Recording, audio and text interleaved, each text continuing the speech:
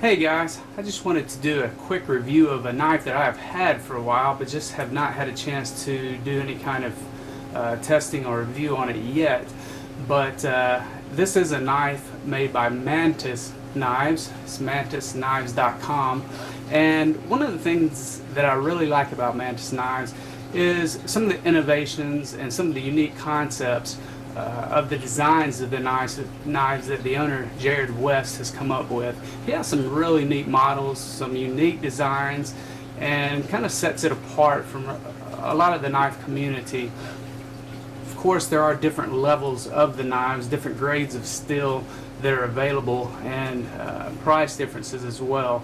So you might just have to browse through the website to kind of get a feel for some of their offerings. But the one that I wanted to review today is this one right here. It's the BK-1 Wicked, and it says sold out, 2011 model on the way. So with a new model on the way, I hope they do correct some of the problems with the current version. And I'll go ahead and tell you a little bit about the knife before I get into some of the negatives that I found. And this is a push dagger type of knife. Overall length is 4 inches, blade length about 2 inches.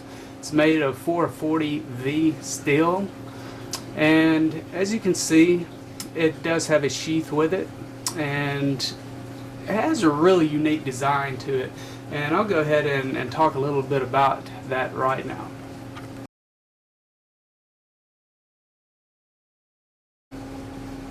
Again, we are looking at the Wicked BK-1 Mantis push dagger, the pre-2011 model. This is the generation 1. I've had it for a couple of years, but as you look at it, it really is a good looking knife. It has a carbon fiber handle on it on both sides. It has a really good locking sheath on it. It has triple bleeder holes, and those holes allow it to clip in, and when it's in there, it's firmly in place. And as you might can see here, there are small little Torx head screws with bolts on them. So if you wanted to flip around the clip to face the opposite direction, maybe you wanted it to come under your belt, you could do that as well. So it is a reversible clip.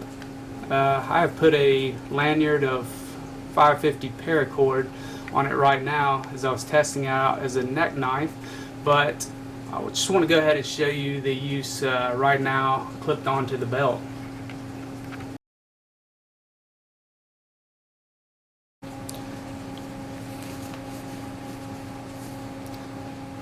I'm going to go ahead and say that one of the big initial problems I had with the BK-1 Wicked when I first acquired it was that when I clipped it onto the belt, anytime that I tried to remove the knife, the whole system would come out with it. Belt clip, sheath, it was all coming out. No matter what I tried to do to secure it onto my pants or onto my belt, it was all coming out. After I've had it a while and I've been able to play around with it, I think it has loosened it up enough to where now if I go to draw it, it comes right out. And the good thing is when you put it back in, it is very secure as well. So that was one of my complaints originally, but it seems to have corrected itself over time. And again, as I said, you could flip that clip around if you wanted to go up through the belt. So that's one way to carry the knife, is just as belt carry. Now that I've shown the belt carry configuration or option, I just wanted to point out that it could be worn as a neck knife as well. And I wore it the past couple of days just to try that out. Threw on some 550 paracord, and it only weighs about 2 ounces, so I didn't have any problem carrying it around, and it did not bother me. But so that's two options: neck knife, boot knife, belt knife. And I'm going to go ahead and get to the main complaint I have with this knife. And the 2011 version that's coming out might have corrected this, but this is the main reason I would not recommend this knife to anyone, and that is the sharpness.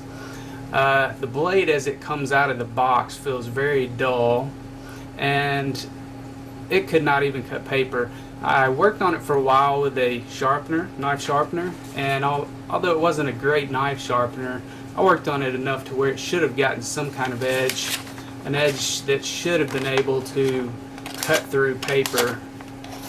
I mean, look at that, it's just bending the paper. I can get into it and it's tearing it. So you can start a cut into it, but to me, it doesn't cut. No pun intended, it just doesn't cut it. So with that being said, on the sharpness of the blade, unless you took it to someone to reprofile it and get a professional edge on it, it's not going to do its intended purpose. It could not, I would say it would not adequately protect your life. And I mean, this is made, you know, you can say, well, it's not made to really cut. It's made more for punching or a push knife. But here is just a simple plastic juice bottle. It's not very thick. It's just plastic bottle. And you would think that a quality knife would be able to penetrate and cut right through that. But as you can see, it will not even come close to piercing the skin of that plastic. I can lay it down. I'm hitting that almost as hard as I can, and it is doing absolutely nothing to this water bottle, or juice bottle. And with that being said, you know, I really can't recommend this knife. It's not sharp. It doesn't punch cut. And although if you want to have it for your collection, it is a very cool looking and unique knife. So it's just kind of nice to have. But as far as carrying it for personal protection or backup knife, I would not recommend it. But very cool. And the 2011 model that's coming out might address some of these issues.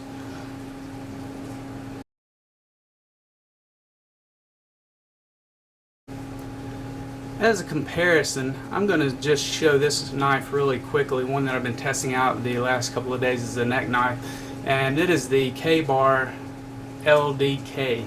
Last ditch knife is what it stands for. I guess your last resort. It's kind of configured as a neck knife. I put some 550 paracord on it. It is very lightweight. I think on the website it says 0.15 pounds. So very, very light and small. But this is the thing that I think a good knife should, straight out of the box, be able to do. Is if you look at the paper, there we go. I mean, it slices. It's going to go ahead, cuts really good. If you want to talk about a punching action that a push dagger is designed for, the BK-1 failed that test. Well, if we look at the juice bottle with the LDK, the K-Bar, it goes right in, no problem. I barely even had to push. So that is kind of what I'm looking for in a knife, and it's where the wicked BK-1 Mantis knife fell short.